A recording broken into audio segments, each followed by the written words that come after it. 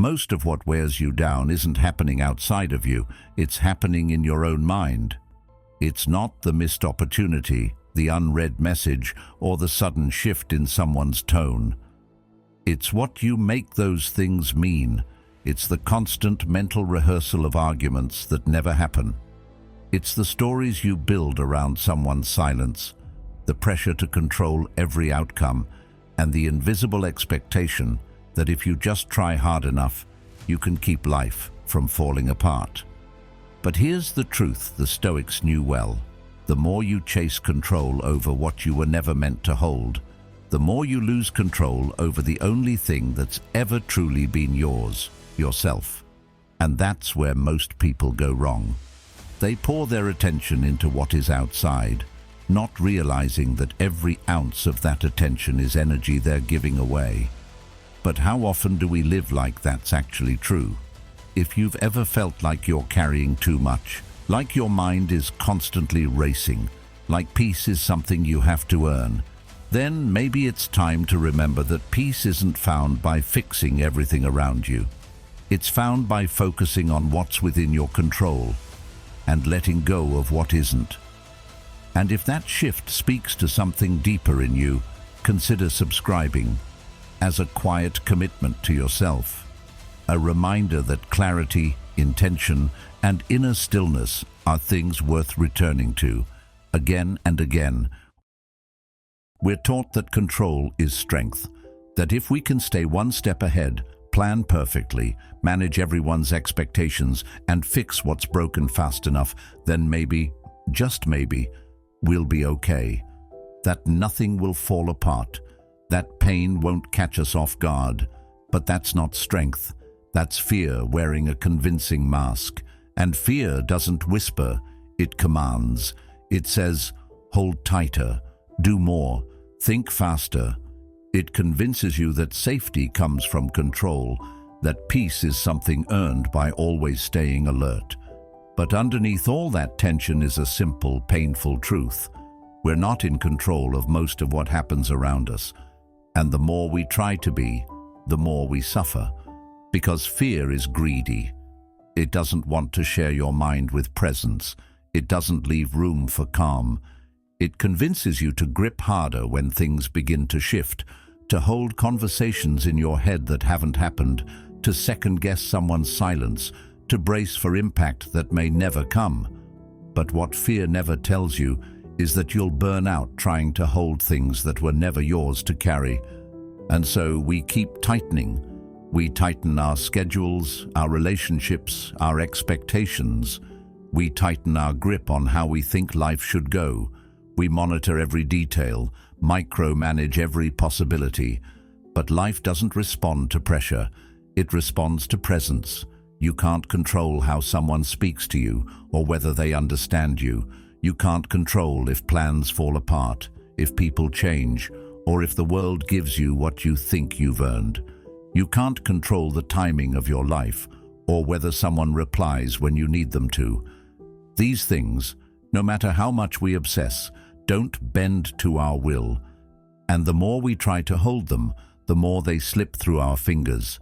It's like trying to hold water in a clenched fist. The tighter you squeeze, the less you actually keep. So if that's true, if all this effort to control is costing us peace and still not giving us certainty, then where is our real power?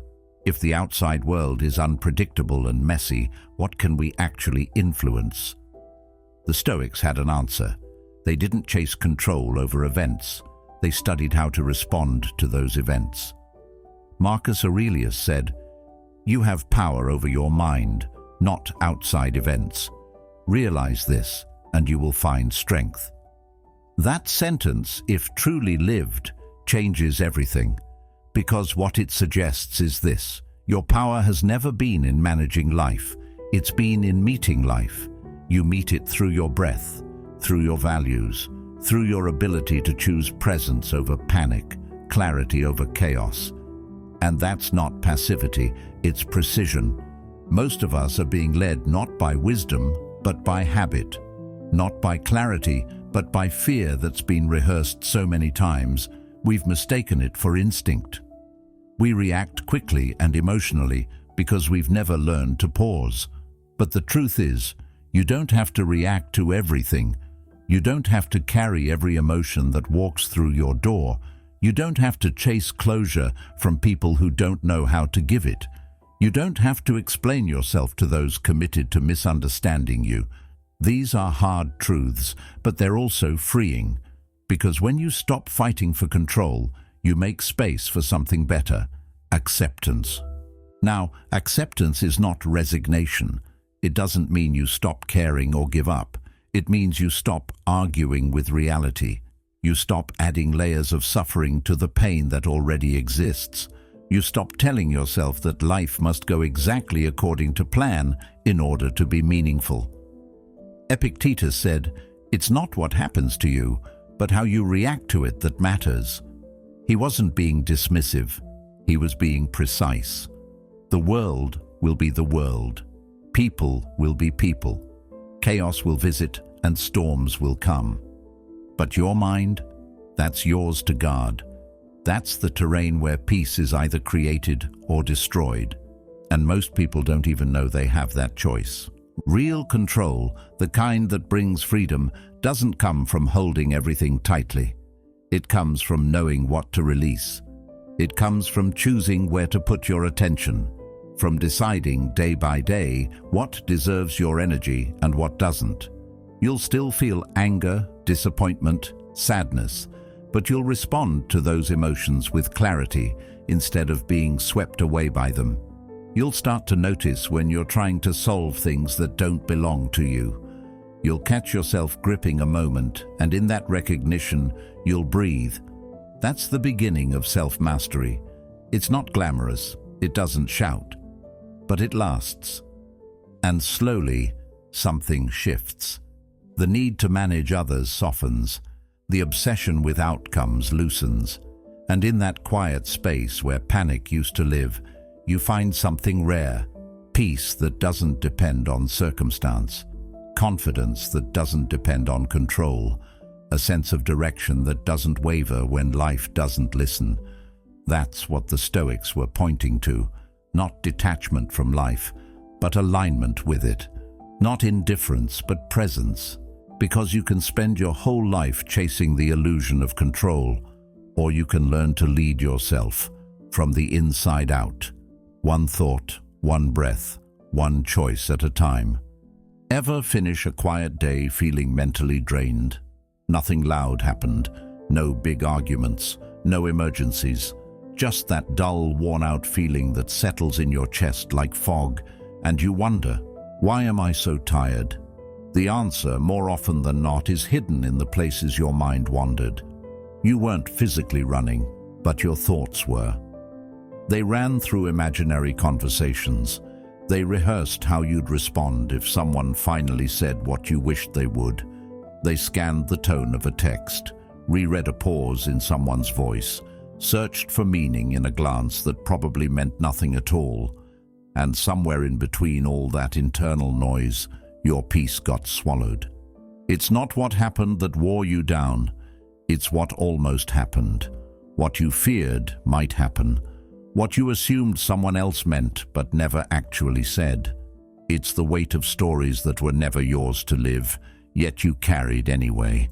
That's the exhaustion no one sees, the invisible burden of over-responsibility, of thinking that if you just analyze enough, anticipate enough, explain yourself clearly enough, you can somehow stop bad things from happening. But here's the truth. Most of that tension has nothing to do with your actual life. It comes from the roles you step into that you were never meant to play. The fixer, the interpreter, the mind reader, the person who tries to hold the emotional weather of everyone around them, and the cost of trying to hold all that. Constant depletion, because the brain isn't built to solve what isn't its problem. Your mind wasn't meant to orbit someone else's silence or craft responses to wounds that aren't even yours. You were never meant to spend your days forecasting emotional storms just to feel safe. Carl Jung once said, "People will do anything, no matter how absurd, to avoid facing their own soul." And sometimes the constant mental rehearsal, the obsessive checking, the emotional overthinking, that's not clarity. It's avoidance. It's a way of distracting yourself from your own inner stillness. Because quiet, real quiet, can feel unfamiliar, even frightening. So we keep ourselves mentally busy, managing things outside of us, so we don't have to deal with what's already inside. But here's where things shift. Peace doesn't come from controlling everything around you. It comes from understanding what's yours to carry and what's not. You can only carry so much. That's not weakness. That's reality. Even the strongest mind has a limit. And every time you take on the emotional energy of someone else, every time you absorb their mood, their delay, their confusion as if it belongs to you, you hand away your clarity. That's why the Stoics drew such a clear line. Epictetus taught, "Some things are in our control and some things are not." The line may be simple, but it's powerful. When you cross that line, when you start carrying what's not yours, you don't just get tired, you get disconnected. Disconnected from what is yours, your own response, your own boundaries, your own well-being. There's a kind of strength in pausing, in stopping the mental spin long enough to ask, is this mine to carry? And if the answer is no, let it go. Not in anger, not in resentment, just release. Not everything is yours. Not every delay is personal. Not every silence is rejection. Not every emotional shift around you needs to be interpreted and solved. Some things just happen, and the more you accept that, the more you begin to see how much lighter life feels when you stop trying to hold the unholdable. Think about how many threads you pull at in a single day. Threads of meaning, threads of control, threads of other people's unspoken stories. You follow them into assumptions, into worry, into fantasies of control that exhaust you. But what if you dropped half of them? What if you didn't chase every unknown feeling? What if you let silence be silence, not a verdict, but just a pause? What you'd find isn't chaos. You'd find space. You'd find clarity underneath all the noise. The same way a lake settles when the wind stops, your mind begins to still when you stop disturbing it with imagined storms. There's freedom in that space, not the kind that feels wild or rebellious, but the kind that feels grounded, that says, I trust myself enough not to react to everything. I respect myself enough not to carry what drains me. That kind of strength isn't loud. It doesn't fight for attention. It simply knows what matters and what doesn't. It knows the value of focus, of choosing wisely where your energy goes. And it learns over time that the best form of peace isn't in control over others, but in clarity within yourself. You were never meant to solve the whole world. You were meant to meet it with calm, with boundaries, with wisdom. And that begins by noticing the weight, noticing when your mind is full, but your life is quiet, and asking yourself, not with judgment, but with compassion, what did I carry today that wasn't mine? Then slowly, gently, letting it go, because you don't need to hold everything. You just need to hold what's yours. And that's more than enough. Someone insults you. The words hit like a spark against dry wood, and before you even realize it, something inside you catches fire. Your pride flares, your shoulders tighten, that rush in your chest. It's your ego gearing up for battle. Your first instinct is simple. Say something back, prove your worth, set the record straight. Maybe even go one step further, hit where it hurts. It's not just about defending yourself, it's about winning the moment. But if you've ever done that, if you've ever reacted in the heat of the moment, you already know how short that victory lasts. The adrenaline fades, the satisfaction dissolves, and what you're left with is regret, or at best, emptiness. Because most reactions aren't about strength. They're about pain, looking for release. What if there's something more powerful than that knee-jerk response? Something quieter, but stronger. something that doesn't need to raise its voice to be heard. That's where the Stoics offer a different way. They didn't define strength by how loudly you can respond, but by how deeply you can remain grounded. They believed in the space between the trigger and the action, the moment where you realize you are not your first impulse. Viktor Frankl, a psychiatrist and Holocaust survivor, once wrote, "Between stimulus and response, there is a space. In that space is our power to choose our response. In our response lies our growth and our freedom. That space is everything. It's not empty, it's sacred, and most people never step into it. Because it takes practice to pause. It takes awareness to notice when your ego is steering the wheel. And it takes strength, not to lash out, but to choose a better way.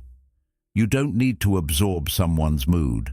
You don't need to take their tone personally or carry their unresolved pain like it belongs to you. Not everything someone says about you is about you. Often, it's a mirror of their own frustration, their own unmet needs, their own confusion dressed up as criticism. When you internalize that, you let their story become part of yours. But when you pause, when you stay centered, you hold on to your own narrative. Real strength isn't about being unaffected. It's about knowing how to respond when you're deeply affected. That's the difference. And the more you practice this pause, the more precise you become. Because in that tiny moment, before you say something you don't mean, before you escalate what doesn't need to grow, you're given a choice. A choice to protect your peace instead of defend your pride. A choice to walk away instead of walking into another round of emotional chaos. Precision isn't silence. It's strategy. It's knowing what's worth your energy and what's not. How many arguments have you lived through in your head that never happened in real life? How many times have you carried the weight of someone else's bad day just because their tone was sharp? How often have you allowed one comment to spiral into self-doubt or defensiveness? These invisible battles take more from you than any real fight ever could. They drain your clarity, they muddy your focus, and slowly they begin to define how you see yourself, not by your values, but by your reactions. Carl Jung said, "Everything that irritates us about others can lead us to an understanding of ourselves." So maybe that flare of anger is worth examining. Maybe the insult that got under your skin didn't hurt because it was true, but because it touched a wound you haven't healed. And in that moment, the other person becomes a mirror, not an enemy. But again, that realization only comes when you slow down, when you don't rush to win, when you decide you'd rather understand than dominate. That's the power of the pause. It's not weakness, it's mastery. And it doesn't mean you become passive or let people walk all over you. It means you choose your response from a place of clarity, not reactivity. It means you don't let someone else's chaos dictate your character, because when you can remain steady while someone else is trying to shake you, that's when you know you've grown. And it's not easy. You'll still get triggered. You'll still feel the heat rise, but each time you step into that space between the feeling and the action, you reclaim your power. Bit by bit, you become less reactive and more responsive, less defensive and more grounded. You stop trying to win arguments and you start protecting your peace. And that shift, that's not just maturity, that's freedom. Because once you realize you don't have to attend every emotional fire you're invited to, your life gets quieter, lighter, more yours. You become someone who doesn't need to fight every battle, someone who knows that not every insult is an invitation, someone who chooses what to carry and what to let pass. And in a world that rewards instant reaction, that kind of restraint is rare. But rare isn't impossible. It's just something you build, one decision at a time, one pause at a time, one breath at a time. Most people here accept what you can't control and immediately think it means waving a white flag, giving up, letting life walk all over you. But acceptance isn't about weakness. It's about strength rooted in truth. It's clarity. It's that inner shift from fighting reality to facing it. And that kind of clarity is hard, because most of us have been taught that if we resist long enough, things will eventually bend to our will. But they don't. And the more you fight what's already happened, the more energy you waste trying to rewrite something that's already been written. Acceptance isn't about liking the outcome. It's not about pretending the pain didn't cut deep or that the disappointment didn't sting. It's simply about removing the illusion that denial brings peace. Because denial doesn't soften the blow, it delays the healing. The mind is always looking for a story. It wants to make sense of chaos, and so it starts crafting narratives, painful ones, personal ones. They left because I wasn't enough. This failed because I must have done something wrong. And even if those stories aren't true, they feel true, because they come wrapped in emotion.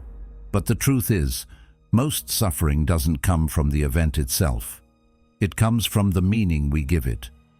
Carl Jung once said, "Neurosis is always a substitute for legitimate suffering." What he meant is that when we avoid the raw truth of our pain, we create distorted versions of it. We tell ourselves stories that make us smaller.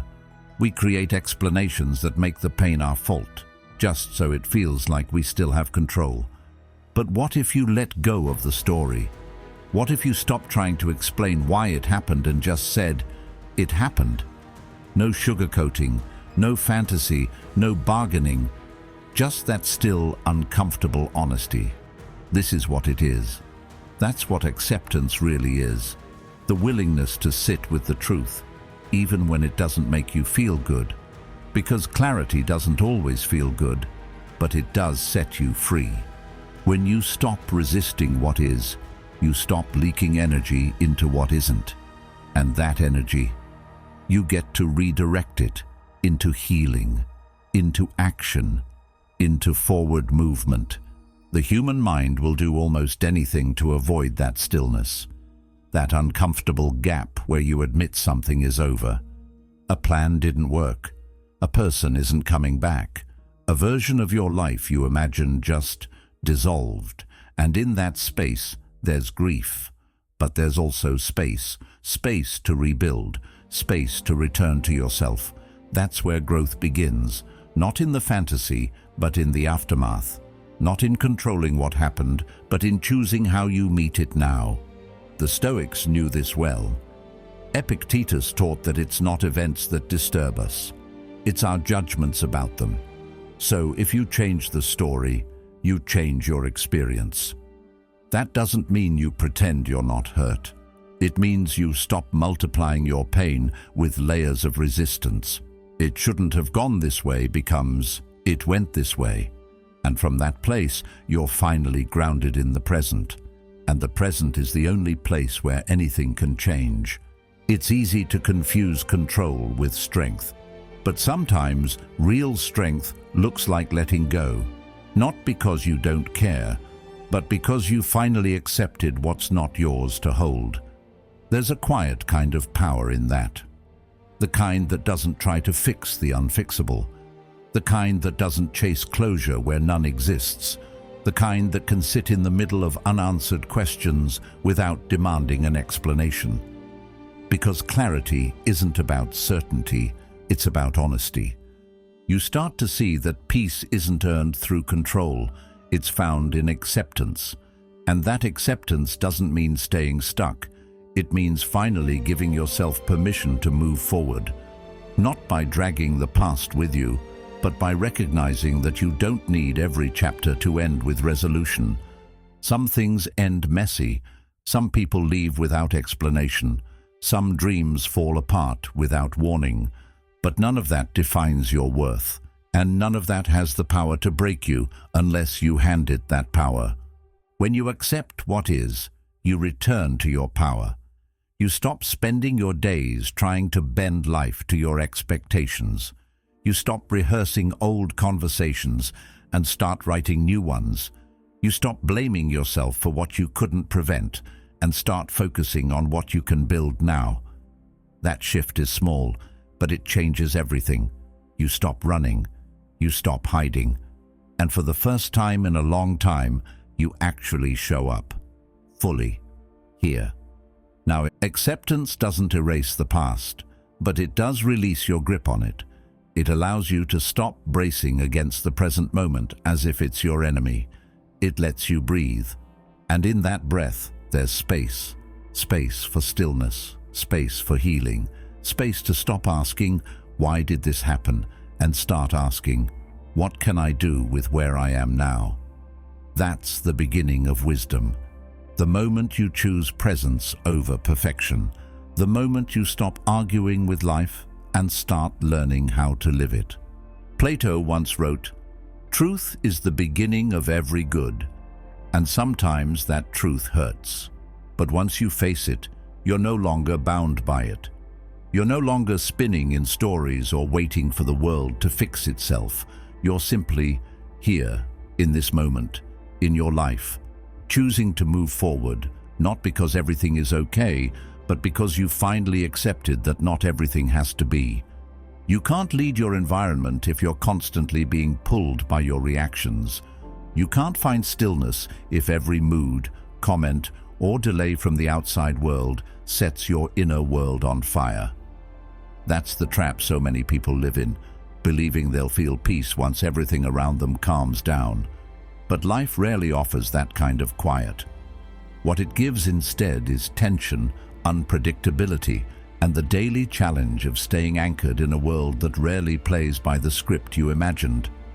And if you're waiting for people to behave, for plans to unfold perfectly, or for emotions to disappear before you find your center, you'll be waiting forever. Because real peace doesn't come when life stops testing you. It comes when you stop being controlled by your reaction to it. That's why taking responsibility for your response changes everything. It's subtle at first. You don't walk away from chaos with a dramatic speech or slam the door on your triggers. You simply begin to notice them. You start to slow down. You pause before reacting. You catch yourself in that instant, right after the insult, right before the spiral, and you ask, is this where I want to give my energy? And most of the time the answer is no, because you start to realize how much power you've given away over the years, not just to people, but to moments, to passing feelings, to assumptions, to things that stirred your emotions but didn't actually deserve your full attention. And that doesn't mean you won't feel things. It's not about suppressing anger, denying sadness, or pretending disappointment doesn't sting. These emotions are part of being human, but they don't have to run your life. You begin to meet them differently, with more space, with self-awareness, with the understanding that just because a feeling shows up doesn't mean it gets to take over the room. You learn to listen without immediately reacting. You learn to feel without automatically responding. That's presence. That's control, not over the world, but over yourself. Once you realize your response is your responsibility, the world starts to feel less overwhelming. You stop blaming everything external for your internal chaos, and slowly, your mind becomes a place of direction instead of a battlefield. You learn that emotional maturity doesn't mean you don't feel, it means you know where to place what you feel.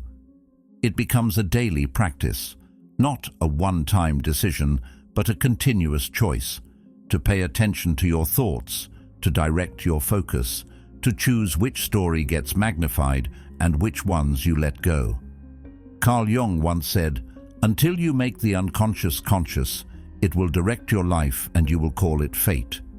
And that's the quiet danger of living in reaction mode.